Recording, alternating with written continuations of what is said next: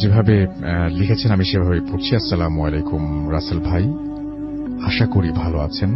আমার নাম আলমগীর, বাড়ি গাজীপুর জেলার সালনা পোড়া বাড়িতে। তবে বর্তমানে আমি দেশের বাইরে আছি। আমি সরাসরি ঘটনায় চলে যাই।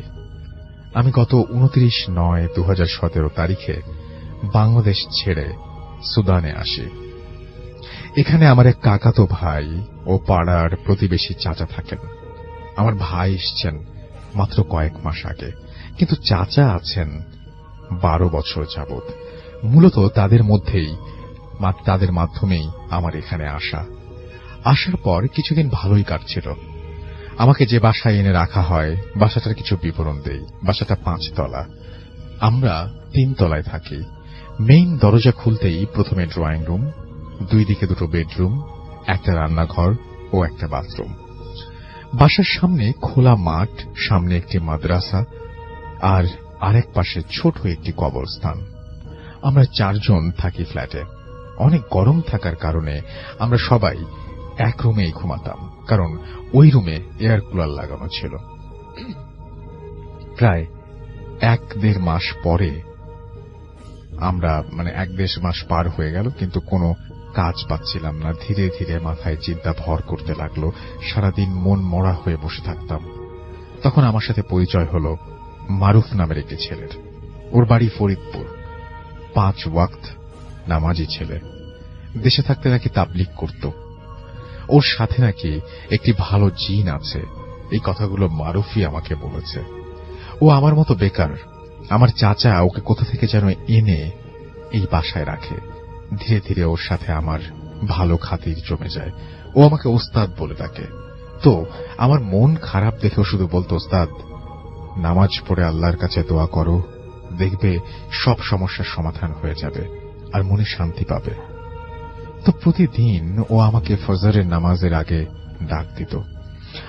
আমরা তাহাজ্জুদের নামাজ আদায় করে ফজরের নামাজ শেষ করে আবার শুয়ে পড়তাম। তো একদিন মারুফ বলল ও নাকি কোন প্রতিবেশী মামা সুদানে থাকে, তার সাথে দেখা করতে যাবে আর যত রাত হোক চলে আসবে। ওই দিন আমার শরীর কিছুটা অসুস্থ থাকার কারণে আমি তাড়াতাড়ি ঘুমিয়ে যাই। যথারীতি ওই দিন শেষ রাতে আমার ঘুম ভাঙে মারুফের ডাক শুনে। ও বলছে, ওস্তাদ ওঠো, নামাজের সময় হয়েছে। আমি চোখ না খুলেই বলি, তুমি যাও, আমি অজু করে আসছি। আনুমানিক 5 মিনিট পর আমি উঠে অজু করে যেই খালি রুমটিতে আবার নামাজ পড়তাম সেখানে যাই, দেখি অলরেডি ও নামাজে দাঁড়িয়ে গেছে। তো আমি ওর পাশে গিয়ে যে আমার নামাজে দাঁড়াই এবং নামাজ পড়তে থাকি। আমার নামাজ শেষ হওয়ার আগেই ওর নামাজ শেষ করে ও রুম থেকে বের হয়ে যায়। আমি একটু অবাক হই, কারণ আমরা ফজর নামাজ 2 রাকাত জামাতের সাথে আদায় করতাম। যাই হোক, আমি নামাজ শেষ করে একটু ব্যালকনিতে যাই। নিচ থেকে তাকাতেই দেখি অনেকগুলো লোক সাদা পাঞ্জাবি পরা দাঁড়িয়ে আছে। তাদের সামনে একটি খাটিয়া, তাতে একটি লাশ রাখা, আর লোকগুলোর সামনে দাঁড়িয়ে থাকছে মারুফ, অপলক এক মায়াবী দৃষ্টিতে আমার দিকে তাকিয়ে আছে আর ইশারায় আমাকে নিচে যেতে বলছে। ভাবলাম হয়তো জানাজার নামাজ হবে তাই ডাকছে। তো আমি আর কিছু না ভেবে নিচে নেমে ওই কবরস্থানের দিকে যাই। গিয়ে দেখি সবগুলো মানুষই অনেক লম্বা, সবাই আলখাল্লা টাইপের পাঞ্জাবি পরা, কেউ কারো সাথে কোনো কথা বলছে না। তো আমি সবার পেছনের কাতারে দাঁড়িয়ে নামাজ আদায় করি। জানাজার নামাজ শেষে আমি মারুফকে খুঁজতে থাকি, কিন্তু কোথাও দেখতে পাই না। তো লাশটাকে কাঁধে নিয়ে 4 জন লোক কবরের দিকে যাচ্ছে, বাকি লোকগুলো তার পিছু পিছু যাচ্ছে। আমিও ভাবলাম মাটি দিয়ে মোনাজাত করে তারপর ফ্ল্যাটে যাব। আমি গিয়ে একেবারে কবরের পাশে দাঁড়াই। 2 জন কবরে নামে, বাকিরা সবাই দোয়া পড়তে থাকে। লাশটা যখনই কবরে নামানো হচ্ছে তখনই হঠাৎ করে লাশের মাথার অংশের কাপড় খুলে যায়, আর আমি যা দেখি তাতে রীতিমতো ভয়ে আমার শরীর ঠান্ডা হয়ে আসে।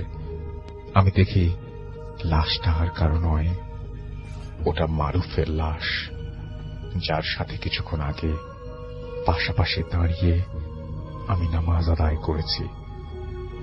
আমি দেখলাম লাশটা আমার দিকে তাকিয়ে আছে আর নিজেকে ধরে রাখতে পারিনি। আমি যখন চোখ খুলি তখন দেখি আমি একটি হাসপাতালের বেডে। জিজ্ঞেস করি আমি কোথায়। তখন আমার বড় ভাই বলে, তোকে বাসায় না পেয়ে যখন খুঁজতে বের হই তখন এক সুদানি ব্যক্তি বলে ওইখানে এক আজনবী পড়ে আছে অজ্ঞান অবস্থায়। অনেক চেষ্টার পরও যখন তোর জ্ঞান আসছিল না তখন আমরা তোকে হাসপাতালে নিয়ে আসি। তারপর তারা আমাকে বলে, জিজ্ঞেস করে যে কি হয়েছিল তোর, তুই কি করে কবরস্থানে গেলি। আমি তাদের পুরো ঘটনা খুলে বলি। আমার ঘটনা শুনে তারা তো পুরো অবাক, বলে মারুফ তো কাল রাতে বাসাতেই আসেনি। আমি বলি তাহলে ও এখন কোথায়। আমার কথা শুনে তারা মারুফকে কল করে, কিন্তু ওর নাম্বার বন্ধ। অনেক খোঁজাখুঁজির পর ওর এই মামার সাথে কথা হয়। তখন সে বলে আমার সাথে দেখা করার কথা ছিল কিন্তু ও আসেনি। এভাবে একদিন চলে যায়। আমার চাচা ওর পাসপোর্ট নিয়ে স্থানীয় পুলিশকে বিষয়টি জানায়। পরদিন সকালে স্থানীয় পুলিশের ফোন করে জানায় একজন বাঙালি রোড অ্যাক্সিডেন্ট করে খার্তুম সিটি হসপিটালে ভর্তি আছে, অবস্থা খুবই গুরুতর। খার্তুম হল সুদানের রাজধানী। খবর পেয়ে আমরা সবাই সেখানে ছুটে যাই। গিয়ে দেখি ও বেডে শুয়ে আছে। মাথায় অনেক আঘাত পেয়েছে, কোনো কথা বলতে পারছে না, শুধু আমার দিকে তাকিয়েছিল আর ওর চোখ দিয়ে পানি গড়িয়ে পড়ছিল। আমি এমনিতেই অসুস্থ ছিলাম, ওর এই অবস্থা দেখে আমি আরো ভেঙে পড়ি। সবাই আমাকে শান্ত করে রুমের বাইরে নিয়ে যায়।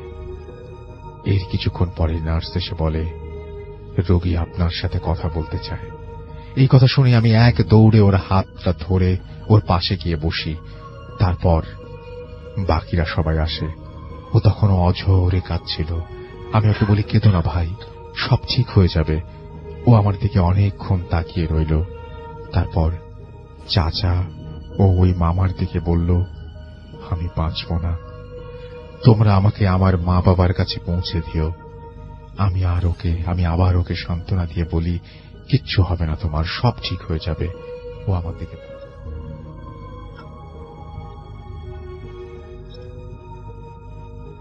নামাজ ছিল না। তখন ওর হাত আমি ধরেছি। দেখলাম মারুফ হঠাৎ কেমন যেন নড়ে উঠল। আমার ভাই তাড়াতাড়ি ডাক্তারকে ডাকলো। ডাক্তার যা বলল তা শুনে সবাই পুরো অবাক। উনি বললেন মারুফ আর নেই। আমার যেন নিজের কানকেই বিশ্বাস হচ্ছিল না। তখনও মারুফের হাতটা আমার হাতে। ঘটনার আকস্মিকতায় আমি সাথে সাথে জ্ঞান হারাই। আমার জ্ঞান ফেরে পরদিন সকালে। ঘটনা যদি এখানে শেষ হতো তাহলে ভালোই হতো। আজ 2 সপ্তাহ হলো মারুফ মারা গেছে। এখনো যদি কোনোদিন এক ওয়াক্ত নামাজ না পড়ি, ওই রাতে আমি মারুফকে স্বপ্নে দেখি। ও শুধু বলে, ওস্তাদ নামাজ ছেড়ো না, নামাজ ছেড়ো না। এই ভয়ে আমি এখন সারা রাত ঘুমোতে পারি না। এই ছিল আমার ঘটনা। ভালো লাগলে পড়ে শোনাবেন। আমার সাথে আরো অনেক ভয়ঙ্কর ঘটনা আছে, পরে কোনো একদিন আবার পাঠিয়ে দেব। Mohammad Alamgir Hossain, Khartoum, Sudan. তো বাবা আজকে কি ঘটনা আপনি শোনাবেন? আজকে স্টোরি কয়েকটা আছে, তো আমি শুরু করতে পারি? শুরু করি। হ্যাঁ, আচ্ছা আচ্ছা, এটা হচ্ছে আজিমের কাহিনী। আজিম আমাদের বয়সের মধ্যে বন্ধুই হয় সম্পর্কে। তো ওর একটা সময় ছিল, সে সময় গ্রামে চলে গিয়েছিল কিছুদিনের জন্য। তো তখন মানে শহরে মানে থাকা হয়নি কয়েক বছর।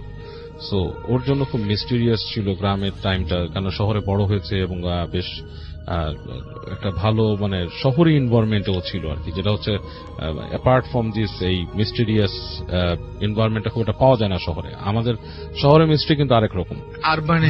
হ্যাঁ, আমরা যে দেখি দালান কোঠা এটা সেটা, ভূত খুঁজলেও আমরা খুঁজি ভাঙা বাড়িতে, পুরোনো বাড়িতে, পরিত্যক্ত বাড়িতে। গ্রামেও খোঁজে পরিত্যক্ত বাড়ি, সেটা হচ্ছে বলতে যেখানে মানুষের চলাচল বা যাতায়াত কম, রাইট। কিন্তু গ্রামে কিন্তু পরিত্যক্ত বাড়ি বলতে জমিদার বাড়ি বা এরকম কিছু একটা জিনিস আছে।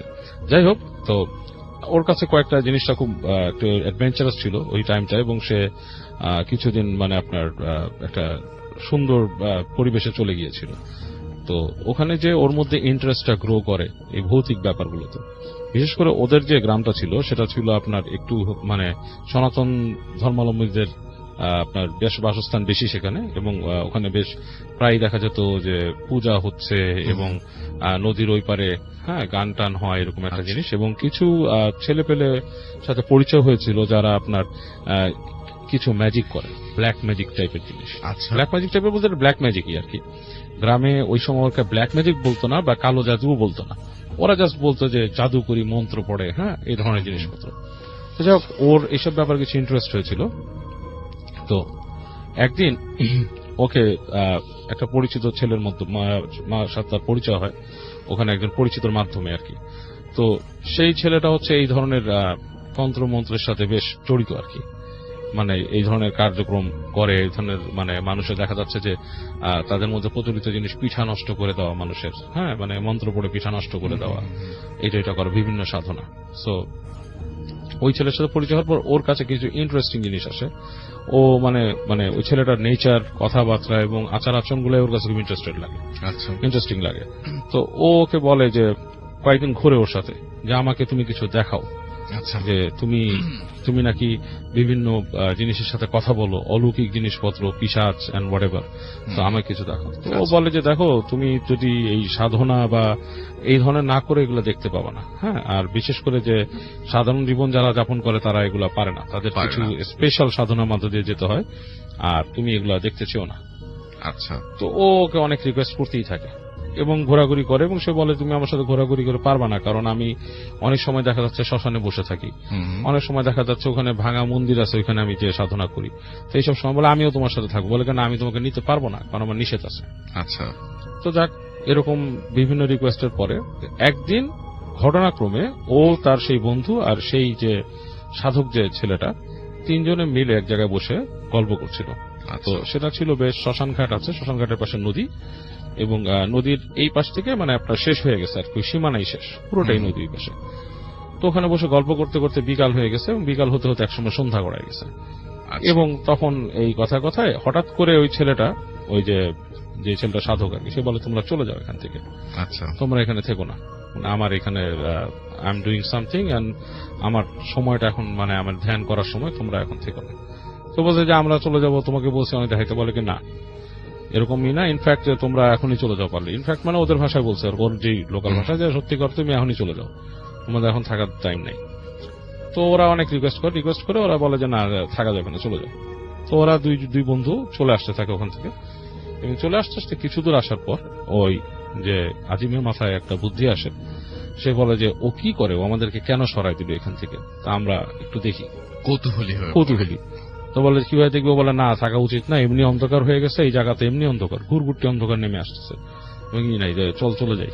না তুই যাইস না, বলে দাঁড়া আমরা দেখি ও কি করে। তো এই কিউরিয়াসিটির থেকেই ওরা একটা গাছের নিচে, পাশে ঝোপঝাড় আছে, ওখানে যে বসে থাকে, বসে আড্ডা মারতে থাকে, বলে যে একটু পর আমরা আরেকটু অন্ধকার হয়ে যাবে যখন, তখন হেঁটে ওর কাছে যেয়ে দেখবো কি করে এখানে। তো বলে ঠিক আছে। তো তখন সময়টা কিন্তু রাসেল ভাই গরম না, মানে আপনার শীতকাল, শীত পড়া শুরু হয়েছে আর কি, হালকা হালকা ঠান্ডা আছে, তো মানুষের ঠান্ডা লাগে এরকম একটা সময়। তো ওরা বসে থাকতে থাকতে এক সময় দেখা যাচ্ছে মশার কামড় খাচ্ছে, এরকম অবস্থা। তো বেশ অন্ধকার যখন হয়ে আসছে, বলছে চল আমরা যাই ওদিকে হেঁটে। আচ্ছা। তো সাথের ফ্রেন্ডটা ওর সাথে যেতে চায় না, বলে যে না আমি যাবো না, তুই যা। তো ও নিজেই বলে যে তুই তাহলে থাক, তোর যেহেতু এত সাহস নেই, আমি হেঁটে যাই। তো আস্তে আস্তে হেঁটে এমন ভাবে যায় যে অন্ধকারও যাতে ওর ছায়াটা ওখান থেকে দেখা না যায়। আচ্ছা। মানে ঠিক রাস্তার পাড় ঘেসে গেছে, জানে রাস্তার মাঝখানে হাঁটলে কেউ দেখে ফেলতে পারে। তো ওইরকম যাচ্ছে রাস্তাটাকে বলতেছে যে বেশ আপনার বালি ফেলানো রাস্তা, মানে ওই জায়গাটা বোঝা যাচ্ছে যে এখানে রাস্তা যাচ্ছে। তো যেতে যেতে যেতে ও দিক হারায় ফেলে, কোন দিক থেকে আসছিল সেটা তার মনে নেই, এবং তার কাছে কোনো টর্চ লাইটও ছিল না, মোবাইল ফোনও ছিল না, যা 90s এর দশক, সেই সময় মানে আপনার এই মোবাইল ফোনেরও এরকম প্রচলন হয় না, গ্রামে তখন আরো না। তো যাই হোক, অন্ধকারেই সে একটা দিক চিন্তা করে হাঁটতে থাকে রাস্তাটাকেই করে। তো দেখছে যে ও মেলা হেঁটে ফেলছে, অনেক হেঁটে ফেলছে, এত দূর তো হেঁটে আসার কথা না, যেখানে বসছিল সেখানে নদী শেষ হয়ে যায়, এরপরে রাস্তা থাকার কোনো কথা না, কিন্তু ও হাঁটতেছে। তো হাঁটতে হাঁটতে যে দেখে যে একটা গাছ, বেশ বড় গাছ, এবং রাস্তা আরো চলে গেছে, গাছটা বেশ বিস্তৃত হয়ে ডালপালা আপনার সেই রাস্তার উপরে এসে পড়তেছে। তো দেখে যে এরকম একটা বিশাল গাছ, হঠাৎ করে এই গাছটা তো আমি দেখি নাই, আমার খেয়ালও না এরকম একটা গাছ। তো গাছটা কাছাকাছি যখন যায়, সে ফাইন্ড আউট করে যে এটা একটা আম গাছ, অন্ধকারও সে বুঝতে পারে যে এটা আম গাছ। এবং কিছু ডালপালা নিচে চলে আসছে, সেখানে বড় বড় আম ঝুলে আছে। মানে বোঝা যাচ্ছে যেরকম বড় বড় ফল, এবং সে বুঝতে পারে এগুলো আম ঝুলে আছে। এবং একটু পরে ও শব্দ পায় এখানে হাসতেছে, বাচ্চাদের হাসির শব্দ, এরা মানে হাসাহাসি করতেছে। তারপর ফিল করে যে টুকটাক টুকটাক ইট উড়ে আসতেছে ওখানে, ছোট ছোট মাটির ঢালা বা ইট এদিক ওদিক পড়তেছে, শাট শাট করে এদিক ওদিক পড়তেছে। তো চিন্তা করে ঘটনা কি, বাচ্চারা এখানে মানে ইট মারতেছে, কি ব্যাপার। একটু পর তাকায় দেখে অন্ধকারের মধ্যে কিছু ছায়ামূর্তি দেখা যাচ্ছে, ছোট ছোট বাচ্চা হবে 5-7 জন, তারা ওইদিকে ইট মারতেছে, কিছু একটা ছুড়ে ছুড়ে মারতেছে। তো ও শব্দ করে, এই কে তোমরা, এখানে কি ব্যাপার এসে? কেউ কোনো মানে আপনার দেয় না, রিপ্লাই দেয় না। ওর কোনো মানে কোনো রিপ্লাই নাই, কিচ্ছু নেই, ওরা ওদের মতো করতেই আছে। তো ও এক পর্যায়ে হাত দিয়ে ছুঁয়ে দেখার চেষ্টা করে যেটা আসলে ফল নাকি। তো দেখে হ্যাঁ, মানে পুরো হাতটা পড়ছে একটা ফলের মতো। তো সেই টান দিয়ে ছিঁড়ে ফেলে মানে এটাকে, হাত দিয়ে বুঝতে পারতেছে যেটা একটা আম, একটা হাত মুঠো করে বেশ একটু বড় সাইজের আম। এবং ও ওর গায়ের লোমগুলো দাঁড়ায় যায় তখন, যে এই যে বাচ্চাগুলো যে দেখতেছে, ও আমটা নিয়ে সামনে যায়, বাচ্চাগুলো কিন্তু ক্রমেই মানে ওর সাথে ডিস্টেন্সটা ওরকম মেইনটেইন হয়ে যাচ্ছে, মানে ও ওদের কাছাকাছি যাচ্ছে না। এবং ও বুঝতে পারে যে এগুলো আসলে কোনো মানে মানুষের শিশু না বা কিছু না, মানে কোনো বাচ্চা না, এটা সামথিং এলস, এরকম একটা জায়গায় এরকম আসার কথা না। তো যাই হোক, ও মানে মনে করে যে পিছন দিকে চলে যাবে কিনা এরকম ভাবতে থাকে, ভয় পায়। আরো কিছু দূর যখন হাঁটে, তখন হাঁটতে হাঁটতে যে সামনে যায় দেখে গাছটা পিছে পড়ে গেছে, কিন্তু বাচ্চাদের কোনো আপনার নিশানা নেই, কোনো বাচ্চা টাচ্চা কিছু নেই। এবং আবার যখন ফিরে তাকায় তখন দেখে পিছনে গাছটাও নেই, আবার সেই রাস্তার মধ্যেই দেখা যাচ্ছে, এবং অন্ধকার আবছা, মানে ওই জায়গায় যে একটা ঘনীভূত অন্ধকার থাকবে সেরকম নাই। তো এই পর্যায়ে ও কিছুটা মানে আপনার ভয় পেয়ে ও আবার হেঁটে ব্যাক করার চেষ্টা করে। তো ব্যাক করে যখন আসতেছে, কিছু দূর আসার পর ফাইন্ড আউট করে যে ওর পাটা পানির ভেতরে, ইটস লাইক মানে আপনার এই পায়ের যে গোড়ালি আছে তার থেকে উপরে উঠে গেছে পানি, পানির মধ্যে দিয়ে হাঁটতেছে। এবং একটু পর ফাইন্ড আউট করে পানিটা আরো বাড়তেছে। তখন ও চিন্তা করে আমি কোথায়, তাকায় দেখে যে চারপাশে মনে হচ্ছে পানি, অন্ধকারের মধ্যে বুঝতে হচ্ছে পানি, শো শব্দ করতেছে, এরকম অবস্থা। এবং ওর পাশ থেকে পানিটা আরো বেড়ে আসতেছে, মানে ওর হাইটও বেড়ে যাচ্ছে পানির। এবং ওই যখন নাকি পানিটা ওর বুক ক্রস করে ফেলে, সে তখন চিৎকার করা শুরু করে ওখানে। এবং চিৎকার চাচামিচিতে ও দেখে যে একটা পাড়, মানে একটা জায়গা, উঁচু জায়গা, ঢিবির মতো, সেখান থেকে কিছু একটা পেঁচায় নামলো, ইটস লাইক এ সাপের টাইপের হবে, বড় মানে বেশ মোটা টাইপের সাপ টাইপের কিছু একটা অবয়ব এরকম পেঁচায় নামলো পানিতে। এবং এরপরও ফিল করে সাপ যদি পেঁচায় ধরে কাউকে, লাইক সাপ কয়েল করে ফেলে সেরকম কিছু। এবং ও তখন ভাবে যে ও মারা যাচ্ছে, মনের অজান্তেই সে গোয়াটা এগুলো পড়ে, এবং তখন সে সেন্সলেস হয়ে যায় সময়। এবং ওর মনে আছে যে ওর সেন্সটা যখন ফিরতেছে তখন কিছু একটা ছেড়ে চলে গেল, সাপ যখন ছেড়ে চলে যায় সেরকম একটাই। এবং ওর মুখের উপরে কিছু পেঁচিয়েছিল, এবং ওর মুখের উপরে কেউ একজন ঝুঁকে আছে, একটা ছায়ামূর্তি ঝুঁকে আছে, তার চুল টুল এলোমেলো, এবং সে কথা বলতেছে, এই অমুক উঠো উঠো উঠো, নাম ধরে ডাকতেছে। তখন সে উঠে তাকায়, ও ফিল করে যে ও একটা নদীর পাড় টাইপের জায়গায় শুয়ে আছে, এবং মাথার উপর যে শুয়ে আছে কণ্ঠ চিনতে পারছে যে ওই যে সাধক ছেলেটা, সে ওখানে শুয়ে আছে। সে বলে, তোমাদেরকে বলছিলাম এখান থেকে চলে যেতে, তোমরা যাওনি, তোমরা এই জায়গায় বসেছিলা, লুকায় আসছো, তুমি কি জানো তুমি কোথায় গেছিলে? তুমি তো নদীতে ডুবে মরে যেতা, তোমাকে আমি উঠে আনার ব্যবস্থা করছি, তুমি এখন থেকে চলে যাও, এখানে আসবা না। এই নদীর অনেক ইতিহাস আছে, এই জায়গাটা ভাঙন ঘটছে, অনেক নদী ভেঙে গেছে, তুমি কিন্তু অন্য জায়গায় চলে গেছিলা, অন্য একটা ডিমেনশনে বা অন্য একটা, মানে ওদের ভাষায় যে অন্য একটা জগতে চলে গেছিলা, সেখান থেকে তুমি ফিরে আসছো, তুমি বাসায় চলে যাও। এরকম কোনো কিছু আর তুমি চেষ্টা করবা না কারো কিছু দেখার, আমি যখন বলি সেখানেও আসবা না, খুব খারাপ জিনিস। আর এখন যে বাসায় যাবা, পিছন থেকে যদি কেউ ডাকে তুমি শুনবা না। তখন সে উঠে তার বুক কাঁপতেছিল, সে হেঁটে আসতেছে, এবং ও ফিল করে যে পিছনে ওরকম কোলাহল, মানে কেউ কোনো মানুষজন কথা বলতেছে, এই করতেছে, অনেক কিছু ফিল করে। এক সময় এসে যখন না কেউ এক জায়গায় আসে, যে জায়গায় ওর ফ্রেন্ড রেখে গেছে, দেখো ফ্রেন্ডও নাই, আস্তে ধীরে এসে ব্যাক করে চলে আসে। বাসা আসার পর অনেক জ্বর আসে এবং অসুস্থ থাকে, অনেকদিন সুস্থ হয়। এবং ওই বন্ধুও পরে বলে যে সাথে যে বসেছিল সে চলে গেছিল ভয়ে, ও যখন চলে আসছে চলে গেছিল। সো ওর কাছে এটা একটা মিস্ট্রি তখনও, যে এটা কেমনে সম্ভব, কিভাবে করে সে গেল, কোথায় পানিতে ডুবে গেল, এবং অ্যাকচুয়ালি সে নদীর মধ্যেই হাঁটছিল সামহাও, বা এরকম একটা জগতে চলে গেছিল যেখানে আসলেই হয়তো একটা গ্রাম বা কিছু ছিল সেখানে। বাট মজার জিনিস রাসেল ভাই, ও যে আমটা নিছিল সেটা কিন্তু ওর হাতে ধরা ছিল বাড়ি আসা পর্যন্ত। সাবকনশিয়াস মাইন্ডে বা যেভাবেই হোক আমটা ধরে রাখছিল এবং আমটা ছিল ওর কাছে, এবং এই আমটা নাকি অনেকদিন পর্যন্ত ঠিক ছিল।